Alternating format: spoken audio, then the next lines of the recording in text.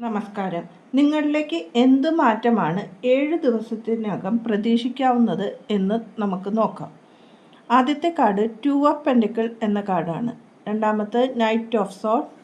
മൂന്നാമത്തെ card queen of soared എന്ന കാർഡാണ്.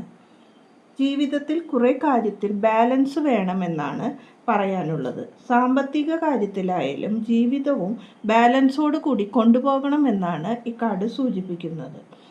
എൻ്റെ റീഡിങ് സ്ഥിരമായി കാണുന്ന വ്യക്തികളാണ് എങ്കിൽ നിങ്ങൾ കുറച്ച് ദിവസമായി ഈ ബാലൻസിന് ഇമ്പോർട്ടൻ്റ് കൊടുക്കുന്ന കാർഡുകളാണ് കൂടുതലായി വരുന്നത്.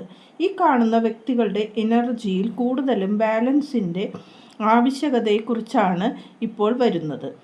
അതുകൊണ്ട് നിങ്ങളുടെ ജീവിതത്തിൽ ബാലൻസിന് ഇമ്പോർട്ടൻ്റ് കൊടുത്തുകൊണ്ട് വേണം കൊണ്ടുപോകാൻ. നിങ്ങൾ ഉത്തരവാദിത്വമുള്ള വ്യക്തികളാണെന്നും പല ഉത്തരവാദിത്വമുള്ള റോളുകളാണ് നിങ്ങൾ കൈകാര്യം ചെയ്യുന്നത് എന്നും കാണുന്നു. അതുകൊണ്ട് ബാലൻസ് കുറവ് അനുഭവപ്പെടാം. നിങ്ങളുടെ സ്ട്രെസ് കൂടുതലായി അനുഭവപ്പെടുന്നതായും കാണുന്നു. നിങ്ങൾ കൂടുതൽ ബുദ്ധിയും യുക്തിയുമുള്ള വ്യക്തികളാണ്. ധൈര്യപൂർവ്വം നേരിടേണ്ട കാര്യങ്ങൾ ഉണ്ടാകാം നിങ്ങൾക്ക് ജീവിതത്തിൽ. കാര്യങ്ങൾ വിശദമായി മനസ്സിലാക്കി പ്രവർത്തിക്കൂ.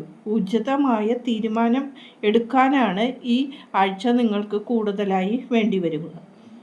നിങ്ങളുടെ ലക്ഷ്യത്തിലേക്കുള്ള യാത്ര കഠിനമായി ആണ്, പക്ഷേ ലക്ഷ്യത്തിലേക്ക് കുതിച്ചുകൊണ്ട് ഇരിക്കുകയാണ് എന്ന് പറയാം.